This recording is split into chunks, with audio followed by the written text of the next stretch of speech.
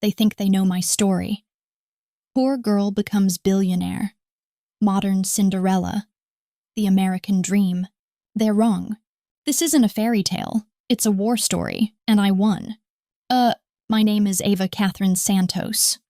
Or Ava L. Morgan. Or now Ava Catherine Astor Morgan Wellington. 3 names, 3 lives, but only one truth. I am the rightful heir they never wanted to acknowledge. The bastard granddaughter who took everything they thought was theirs.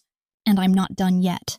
I was born March 15th, 1999 in a Queens hospital that smelled like disinfectant and broken dreams. My mother, Ava Santos, was 22, working double shifts at a greasy diner on 42nd Street, saving every penny for nursing school. My father, Richard Astor, 34, married to his perfect wife in his perfect house with his perfect legitimate children. The affair started with small talk over bad coffee. Richard, bored with his suburban existence, found something real in my mother. She was everything his wife Vivian wasn't.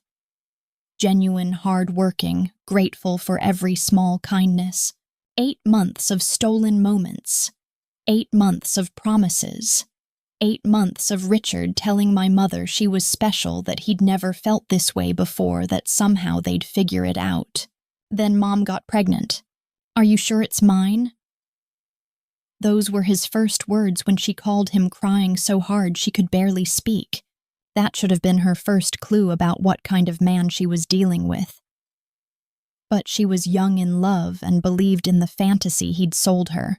For 2 weeks, Richard avoided her calls, avoided the diner, avoided dealing with the problem, until Mom showed up at his office, pregnant, scared, desperate. He handed her an envelope, $5,000 cash. Take care of it, he said, like I was a tumor to be removed. I can't, Mom whispered. I won't. Then what do you want from me? I want you to be a father. Richard looked at this girl he'd claimed to love carrying his child and felt nothing but inconvenience. I already am a father, to my real children. Real children. As if I was somehow fake.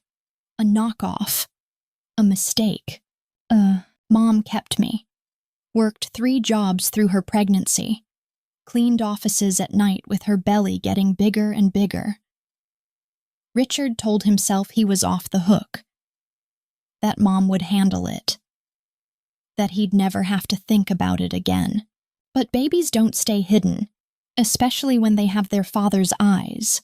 When I was 3, Mom got desperate. I needed surgery. Something routine that could become life-threatening without intervention. The medical bills were piling up faster than Mom could pay them, so she did what she'd sworn she'd never do. She called Richard. I need help, not for me, for your daughter. I don't have a daughter. The line went dead. Mom stared at that phone for hours. Then she made a decision that would change everything. She was going to make him acknowledge me. Force him to look at what he'd thrown away. We took the bus to Westchester. I remember that ride. Mom nervous, checking her appearance in the window reflection, practicing what she'd say. I was excited. We were going to see my daddy, the one Mom never talked about but I knew existed. The house was bigger than anything I'd ever seen. White columns, marble steps, a fountain in the driveway. Like something from a movie. Vivian answered the door. Perfect makeup, perfect hair, perfect life. Who are you? She asked, looking at us like we were door-to-door salespeople. I'm Ava Santos. This is Ava, Richard's daughter. The color drained from Vivian's face. She looked at me, really looked, and saw everything. The affair, the lies, the secret life her husband had been living. But mostly she saw a threat to her money, her status, her perfect life. What happened next is burned into my memory. Vivian screaming, Mom pleading, me crying because I didn't understand why the pretty lady was so angry. Richard came home to find his two worlds colliding in his front hallway. "Get them out," Vivian hissed. "Get them out of my house." "Please," Mom begged. "She just needs surgery. A few $1,000s. "I don't owe you anything," Richard said, not even looking at me. "You made your choice. So did you, every time you came to my bed." That's when Vivian really lost it. Called Mom a whore. Called me a bastard. Said things that a 3-year-old shouldn't hear but never forgets. "You think you can just show up here and destroy my family?" Vivian shrieked. "You're nothing. She's nothing. A mistake that should have been taken care of years ago."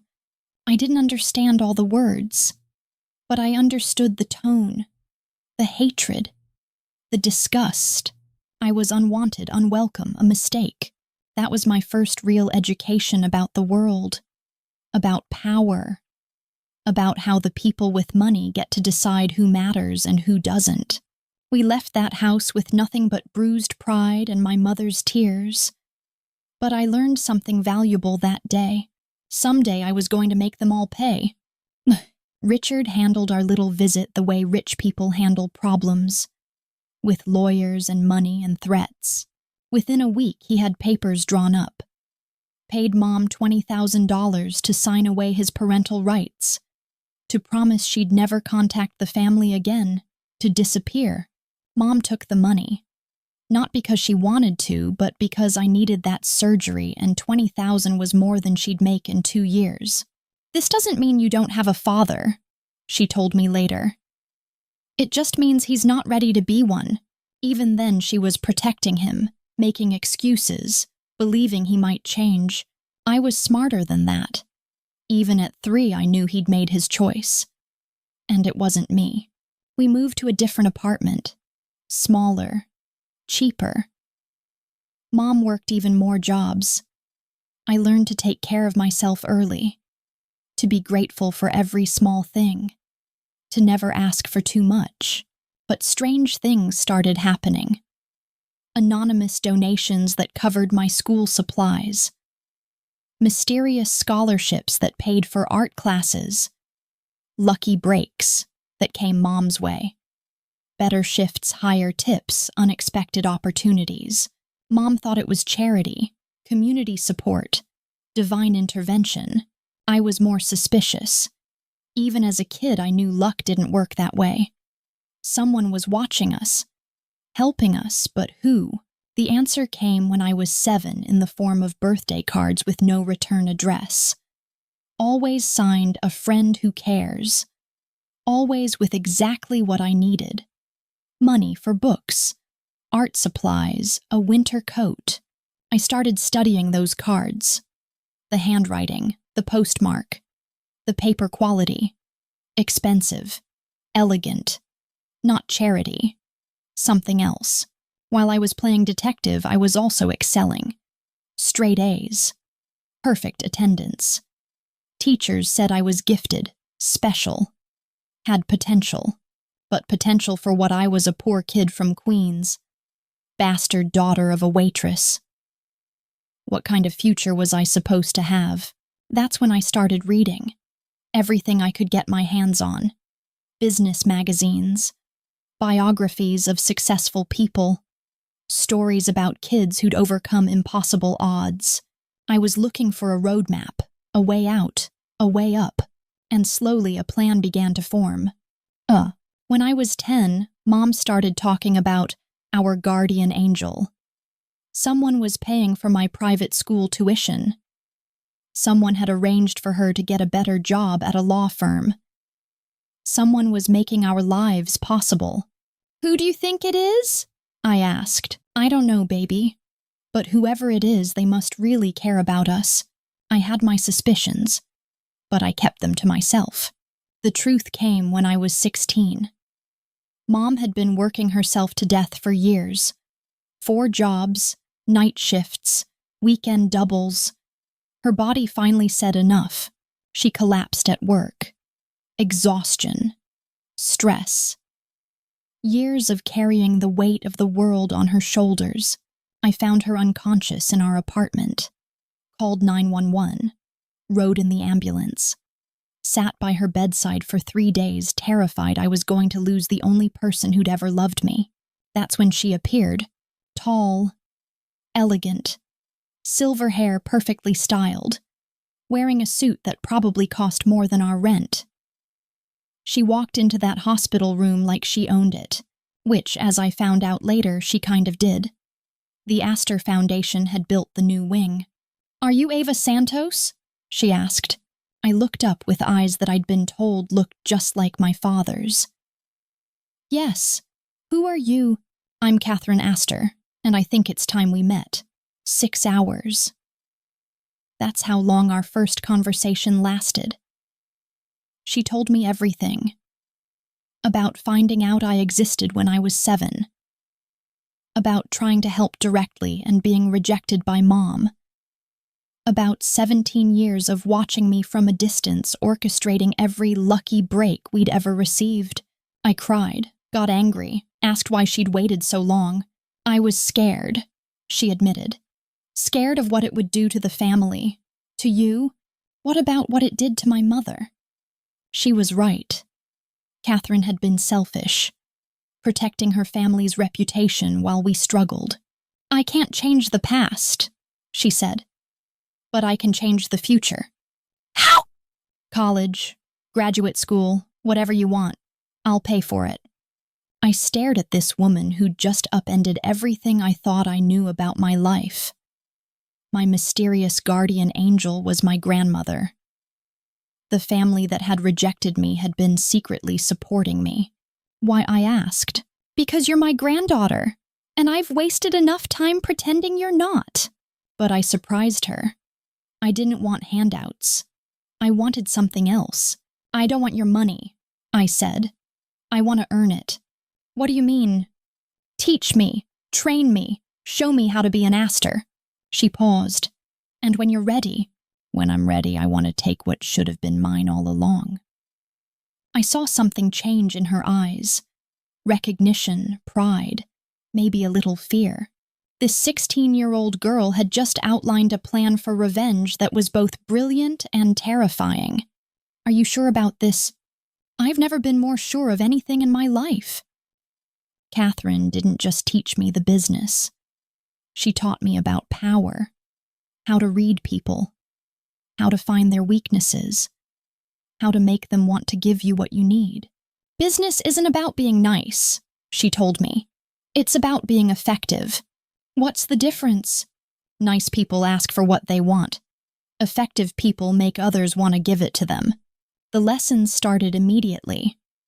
Summer jobs at Astor Fine Goods. I worked in every department, learned the business from the ground up. But I also learned the people.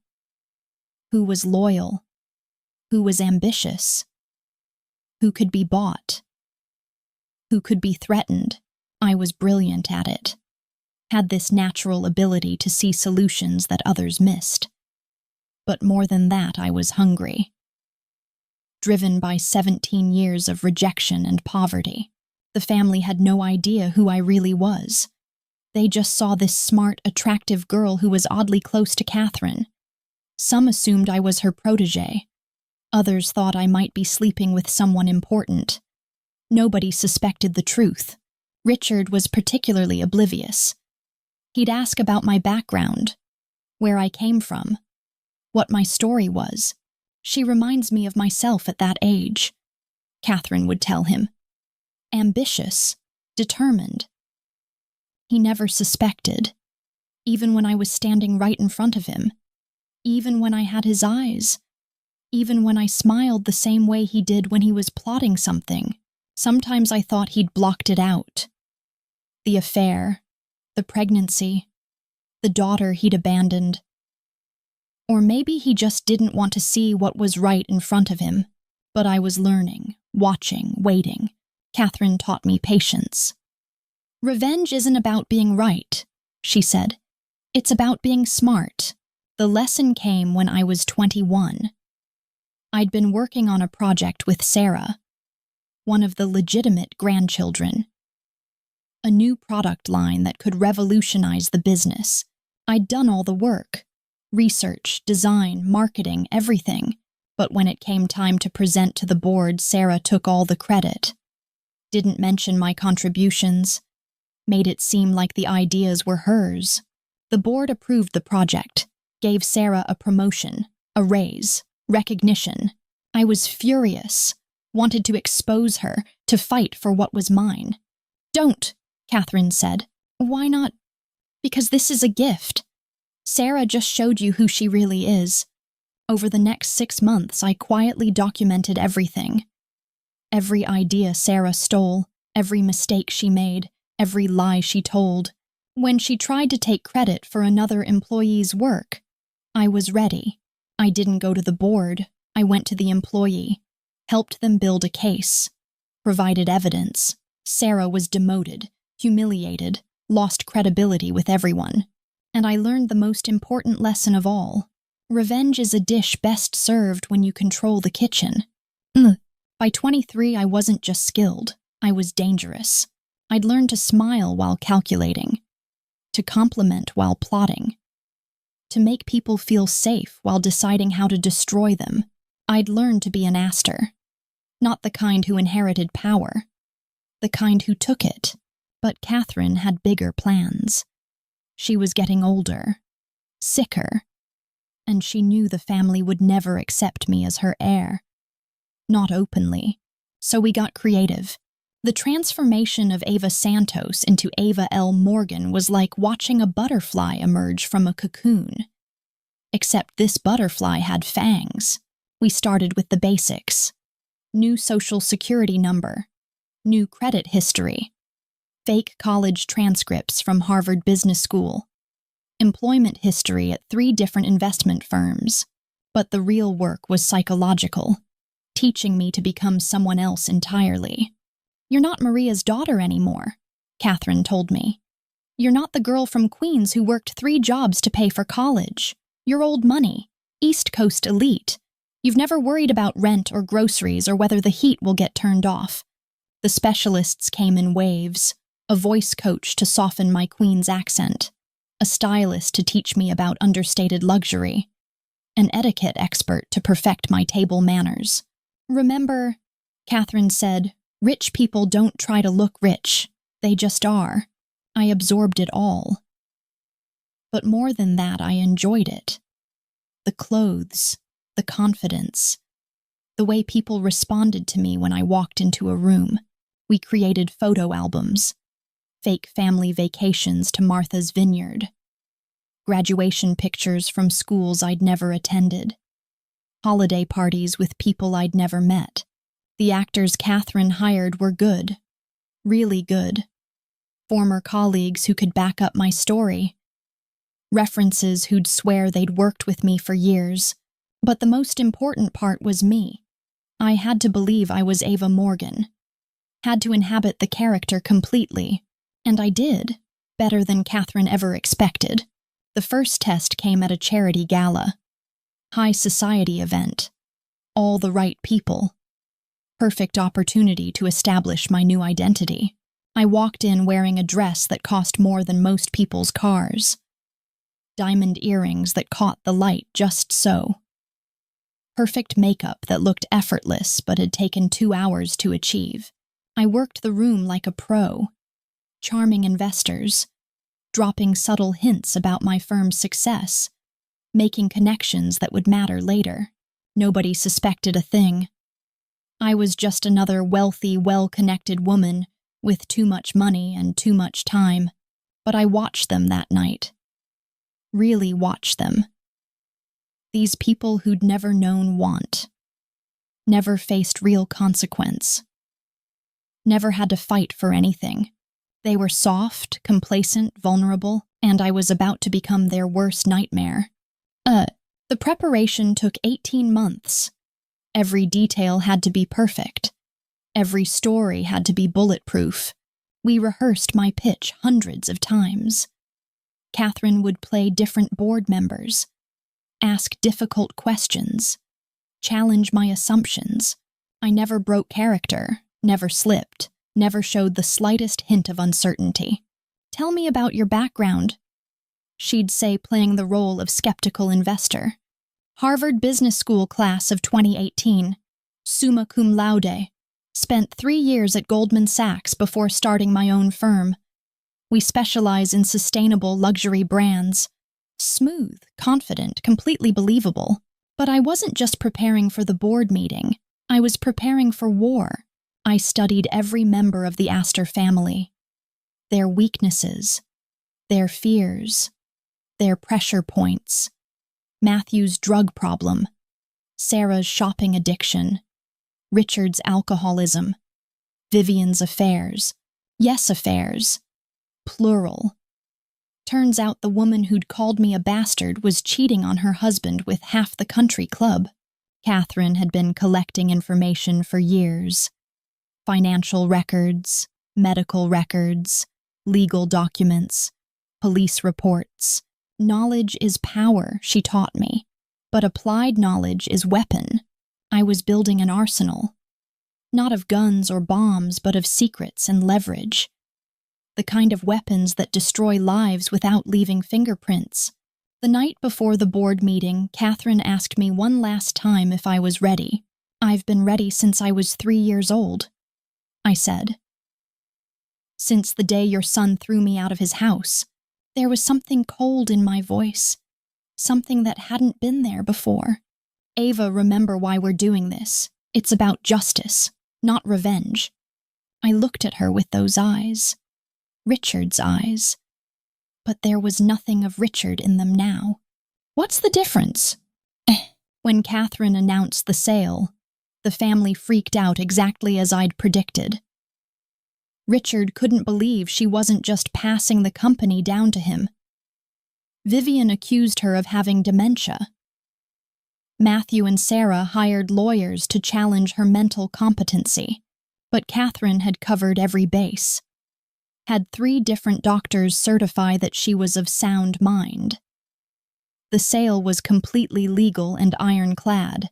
The bidding process was intense. Several major corporations wanted to acquire us. Private equity firms circled like sharks, sensing blood in the water. But none of them had what I had. The hunger, the preparation, the perfect understanding of what the company needed to survive and thrive. I walked into that boardroom like I owned it, which in a way I was about to. Charcoal suit, hair pulled back in a perfect chignon. Simple jewelry, just a watch and earrings. Nothing flashy, nothing that screamed new money. The board members were intrigued. Here was someone they'd never heard of. No obvious connections to the family. No apparent agenda. Just pure competence wrapped in understated elegance. Gentlemen. I began, I'm here to talk about the future of Astor Fine Goods. Not what it's been. What it could become. My presentation was flawless. I talked about expanding into sustainable materials while maintaining our artisanal quality. Building an employee ownership program that would increase loyalty and productivity. Modernizing our supply chain without losing the personal touch that made us special. But more than that, I understood the emotional core of the business. What made Astor Fine Goods special? What customers really wanted when they bought our products. This isn't just about luxury, I said. It's about legacy. About creating something that lasts. Something that matters. The board was mesmerized. These old men who'd seen 1,000 pitches were hanging on my every word. The questions came fast and sharp. Financial projections, market analysis, competitive advantages, supply chain logistics, international expansion plans. I fielded them all perfectly. Numbers rolling off my tongue like poetry. Strategies laid out with military precision. Solutions to problems they hadn't even thought of yet. But the real test came when Harold Whitman, the most senior board member, asked about my background.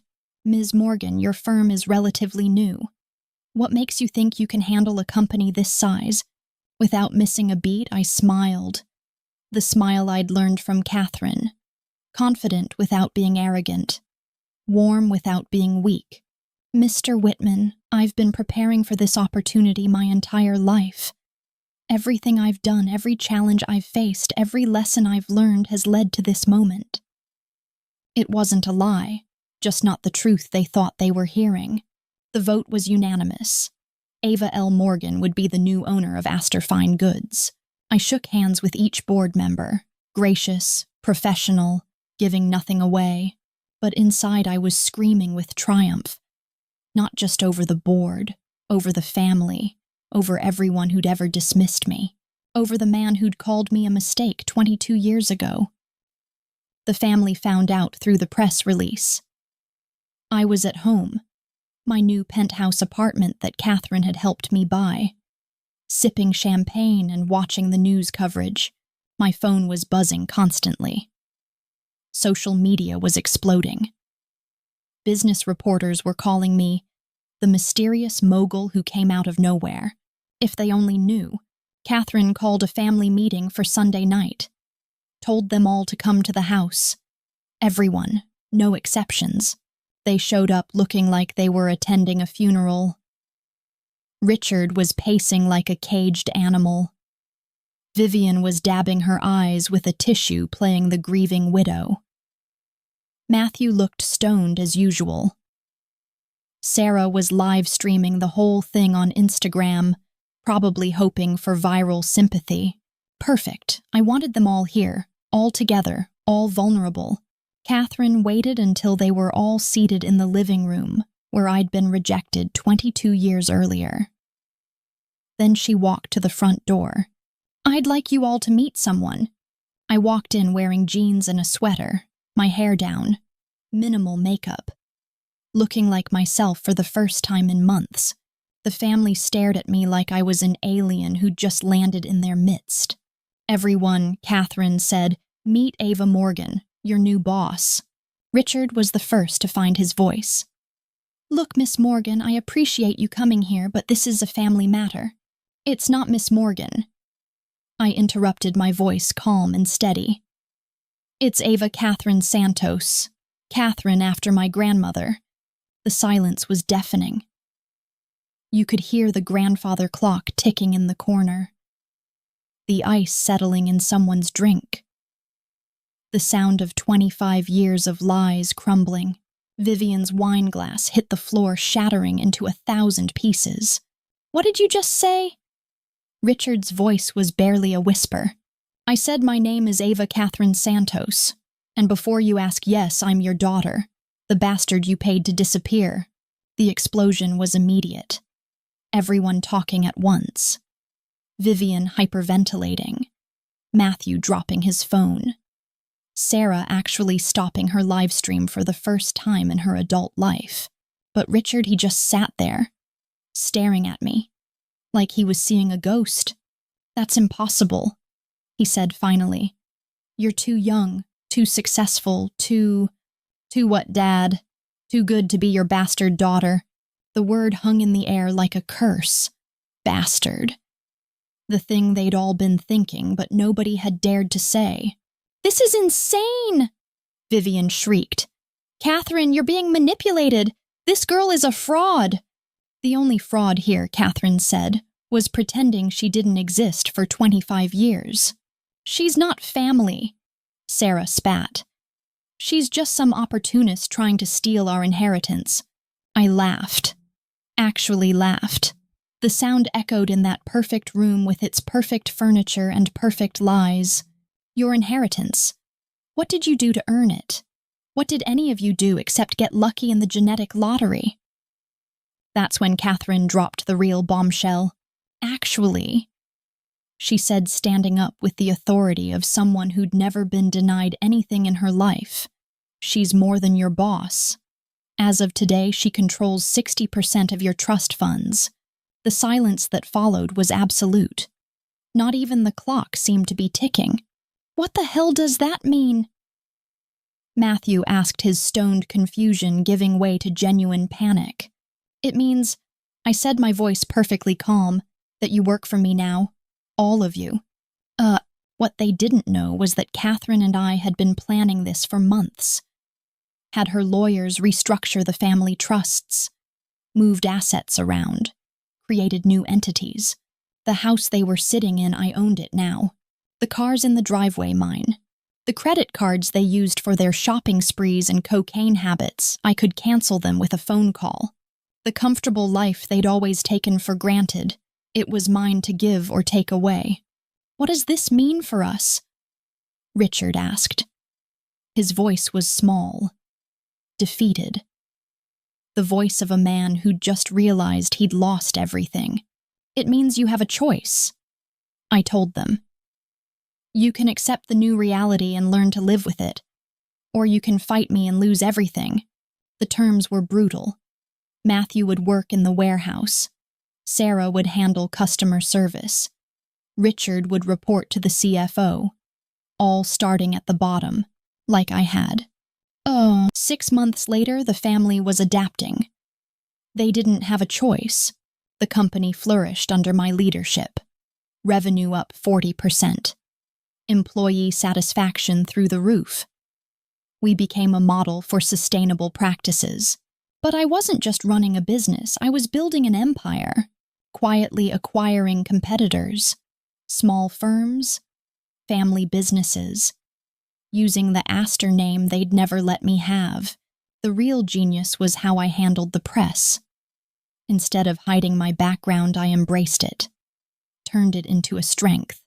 I understand what it's like to work for everything you have, I told Forbes. That perspective makes me a better leader. I became the poster child for the American dream. The bastard daughter who'd proven she was better than the legitimate heirs. My engagement to Marcus Wellington was announced in the Times. Old money meeting new success. A fairy tale romance. The truth was more calculated. Marcus was handsome, well-connected, and completely manageable. The wedding was covered by Vogue. I walked down the aisle looking every inch the perfect bride. Ava Catherine Astor Morgan Wellington. 3 names for 3 lives I'd lived. Mom died 2 years later. Cancer. I got the call during a board meeting. I didn't leave the meeting. I didn't go to the funeral either. Had a meeting with investors that day. Catherine attended. She would have been proud, she told me later, of what my success, of who you became, but I wasn't sure that was true anymore. I wasn't sure Mom would recognize the person I'd become. Now I stand in my corner office looking out at the city.